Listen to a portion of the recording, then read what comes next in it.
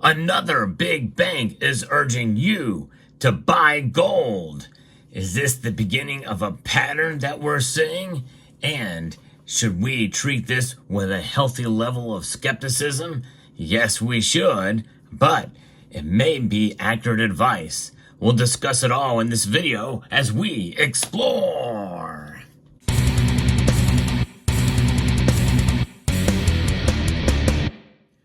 Some of you may remember just less than a month ago, I posted a video about Goldman Sachs urging its participants to buy gold. Anybody who would listen, they're telling us to buy gold. And I kind of treated that video with a little bit of skepticism as to, well, what the big banks tell us to do something, we should do the exact opposite. Well, we have another big bank telling us to do that as well. It's not just gold. They are urging you to actually get into the bond market as well. Bloomberg is reporting that the euphoria in equity markets following the Federal Reserve's interest rate cut is stoking the risk of a bubble. And that's what they're saying here. And so they're saying that if a bubble happens, well, that means a stretching to the limits, the elasticity of the said balloon to the point where it could pop. The only thing left in the wake of that are going to be safe assets like bonds and gold. And this is something that will make gold and bonds an attractive hedge against any recession or renewed inflation. And we know since the Federal Reserve has cut interest rates that inflation is likely going to be coming because, well, we've got quantitative easing in effect again. And this is according to Bank of America's Michael Hartnett. The strategist, who was largely bearish on stocks last year and was previously expressed his preferences for bonds in 2024, said that stocks are now pricing in more Fed easing and about 18% earning growth for the S&P 500 by the end of 2025. It doesn't get much better than that for risk, so investors are forced to chase the rally, Hartnett wrote in a note. Still, he cautioned that bubble risks are returning and recommended buying the dip in bonds and gold. The strategist also said stocks outside of the U.S. and commodities are a good way to play a possible soft economic landing, with the latter being an inflation hedge. International equities are cheaper and starting to outperform U.S. peers, Hartnett said. You know, I mean, that's the one thing gold has always been known for, being a hedge against inflation. But I like to take it a step further and encourage my viewers to think of it as an hedge against economic insanity or economic instability. And we are in an economic unstable world. In fact, the stock market rallying to all-time highs, and a lot of that money is propped up essentially by the Federal Reserve and our taxpayer dollars. And so that lends credence to this idea that it is indeed a false bubble, so to speak. Bubble risk really is there. And we've been here and seen that before during the 2007-2008 financial crisis. History may not repeat, but oftentimes it rhymes. And this is one of those situations where we could essentially find ourselves into economic hardship. And likely it could come even next year, no matter who's elected, by the way. It's how that president will handle the situation, as to how long it will last, how long it will be deep, how deep it could go. But what we are witnessing now is something we've not seen in 40 years: economic hardship coupled along with inflation. And yes, we are in a period of disinflation where the value of this is continuing to drop, but at a lesser rate. The fact of the matter is we have not recovered from 9.1% inflation, which is what it was at its all-time high. Prices have not gone down since then. It's just that they've grown. The prices have increased at a smaller pace. That's what disinflation is. In reality, we could use a healthy dose of deflation. Some people feel that would signal the everything bubble bursting, and we could get into a very, very serious deep recession or depression if we see a collapse. And that's really what it would lean towards, a collapse of the dollar as we know it. And I think in a sense, the powers that be, the modern monetary theorists, those who practice and engage in modern monetary theory, as well as Keynesian economics, they're probably fine with that because of the coward pivot strategy of, overwhelm the system. And that overwhelming of the system includes the M2 money supply.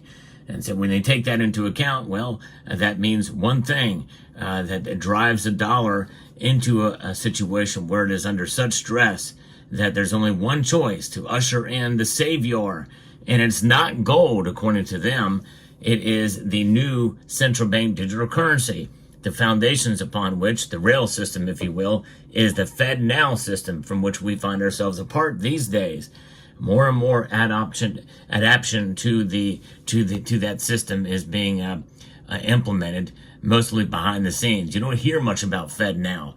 Probably one of the only channels that talks about it regularly, because I've covered it as soon as it came on board, and find it troubling that it is being implemented right now, really beyond and outside of the scope of legislation or anything of that sort.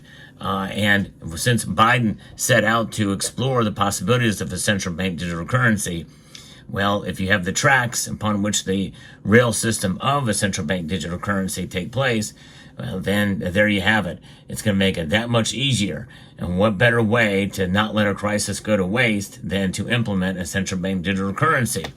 And people will be flocking to it. Yes, indeed, upon a black swan event that could occur. So that is what we have to look forward to. I think this is another reason why many states around the country here have implemented sound money policies and legislation in these states. New Jersey being the latest example, which is in a sense jaw-dropping that the governor signed that legislation into law. But when you think about it, states do have enough autonomy and respect for the Constitution, Article 1, Section 10, that it makes the most sense, just in case something really serious happens. Now, the article continues here.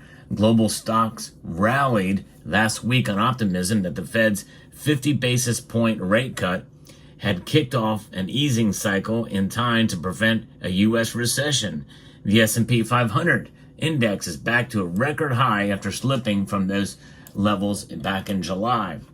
The technology-heavy NASDAQ 100 also surged 2.6% in its best day in more than a month.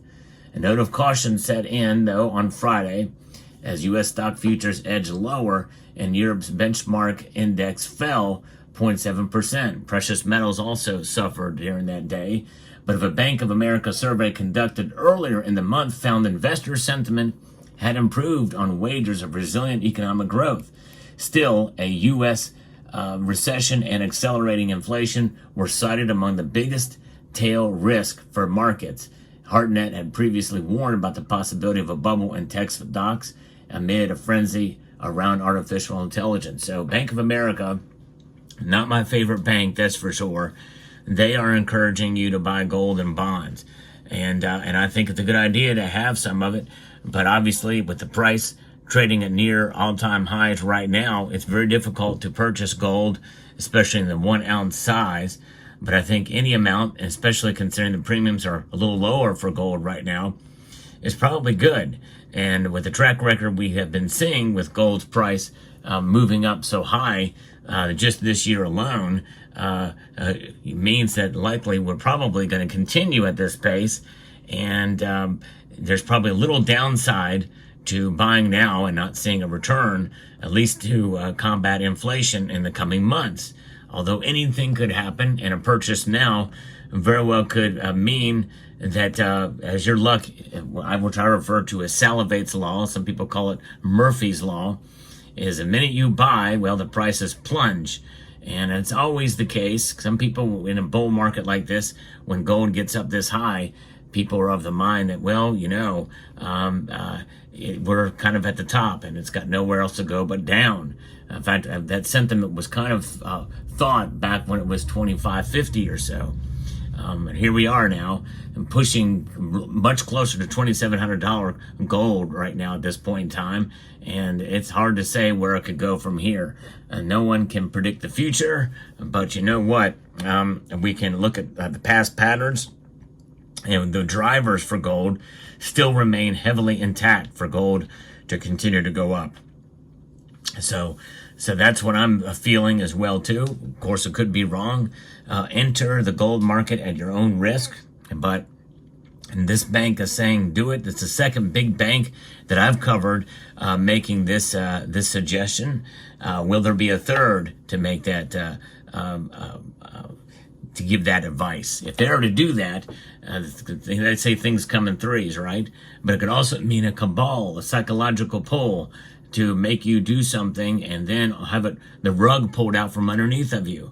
And what does that mean? Well, they're telling people to buy gold because they see what's coming. In other words, a massive correction in gold's price, and people buy it at its high, and then boom, the price falls. You get discouraged by gold and say, I'm not never doing this again. I'll never buy gold again, even though the big banks tell me to do it, and it gets you out of the gold market. So that's why you should do your own research and don't take anybody's advice, even if a professional trader and an analyst over at some of these big banks tells you to do something, that you should do this or what have you. You've got to look and understand, look way beyond that. You have to look at the fundamentals of what gold is and really have a full understanding of it, no matter what the price does. There's more to gold than just its price.